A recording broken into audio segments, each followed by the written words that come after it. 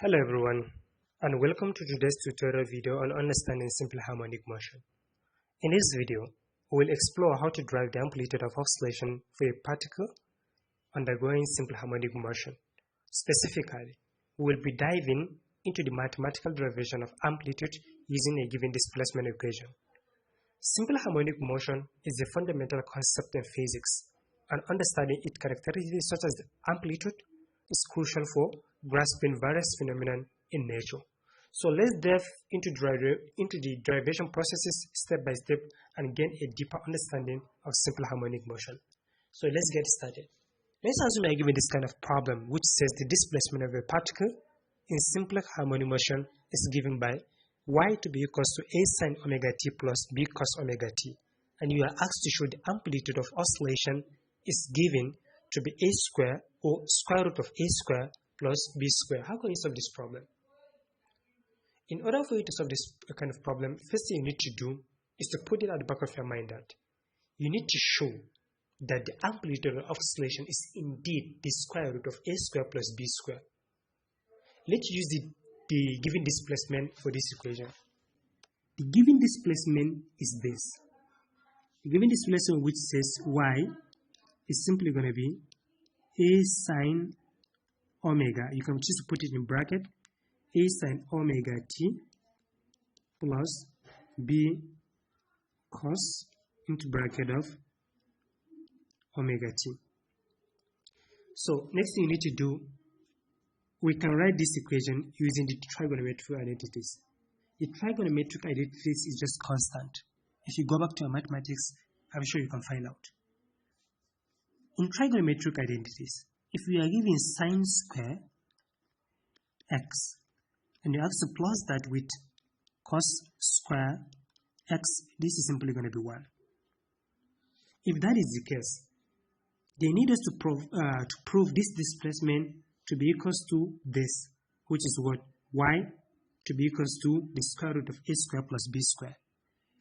Therefore, we can say if y, at the end of the day, they need us to prove it to be a square plus b square. If that is the case, then we can set the square root of a square plus b square is also equals to y. Before you proceed, what is the values in y? Y we say is the displacement given, which is what? A sine omega t plus b cos omega t. If that is the case, let's take the first one. Therefore, we can set y is simply going to be what? The square root of a square plus b square, which is the same thing as saying, from the left hand side, we can set a sine omega t plus b cos omega t, right? It's simply the same thing as saying the square root of what? A square plus b square. So at this point, notice that we have a and we have b here. I'm trying to make it easier for us. So at this case, remember our a is attached with sine, our b here is what? Cos. So we can set, at this point, we can set our y is simply, let's solve for both a and b. It's simply going to be, let's take this, our y is simply going to be the square root of what? A square plus b square. And at this point, we need to calculate for both a and b, which is the same thing as multiplying everything by our first one, which is a, and remember, then multiply by this, which is the denominator, which is going to be what? A square plus b square. He said our a is in sine or attached with sine. This is simply going to be sine into bracket of what? Omega t. The same thing, still inside the bracket. Remember, b is cos. This is going to be what? B divided by the square root of what? A square plus b square. At this point, we're also going to multiply everything here by what? Omega t. close bracket. So next thing we need to do, we can say if you notice here, we have common square root of a square plus b square. We have it here, and we have it here. We also have it here, which is in three different places, and we need to simplify it. We can say let r be equals to the square root of a square plus b square. If we are letting r to be the subject of the formula, then we are going to replace everything here, everything that has the square root of a square plus b square. We are going to replace that with r. How can we do that? If that's the case, then let's start with the first one. We have y, and we are replacing the square root of a square plus b square by r. This is going to be what? It's going to be r. Here we also have the same thing. We are going to have what? A divided by what? R. So next we are going to have what? Sine omega t plus what? Here we have b. B is b. Square root of a to the power of 2 plus b to the power of 2. This is simply going to be r. Next we have what? We have cos. Remember, sorry, at this equation I made a mistake. Let me just go back a little bit. Here we have omega t, right? Sorry, it's not supposed to be just omega t direct. It's supposed to be just like this one, sine omega t. This is going to be cos omega t. Here we have b divided by r. We are going to have what? Cos the same thing, omega t.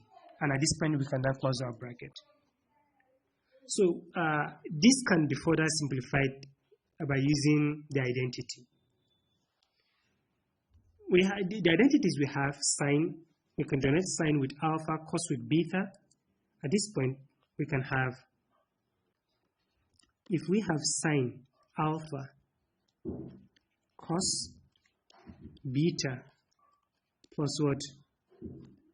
Cos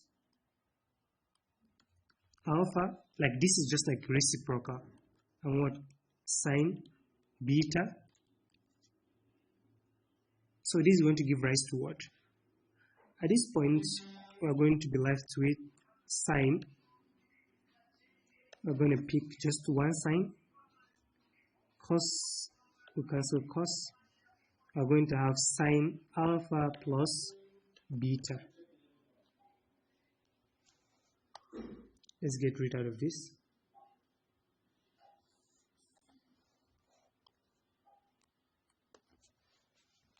So what are we going to do next from this point? After using the identities, which we said sine alpha multiplied by cos beta plus cos alpha, at this point we are finding the inverse or the reciprocal of sine, which is cos, plus sine beta. This is simply going to be sine alpha plus beta at one places. So next thing you need to do is to bring back our original equation, which we can set y, which is going to be what? A sine omega t plus what? The general equation of simple harmonic motion plus our phase constant. But at this point our a has been replaced with what? R. This is simply going to be a into what? R sine omega t plus what? Our phase constant. And remember, we said the value of r is simply what? The square root of what? A square plus b square. That is how we get this. Therefore, we can finally conclude and say y. We can say y is simply going to be r sine omega t plus what? Our phase constant. We can see that at this point we can see that the amplitude r is indeed the square root of a square plus b square. Therefore, the amplitude of oscillation at this point is what? A square plus b square. And this is it for this problem. Thank you for watching.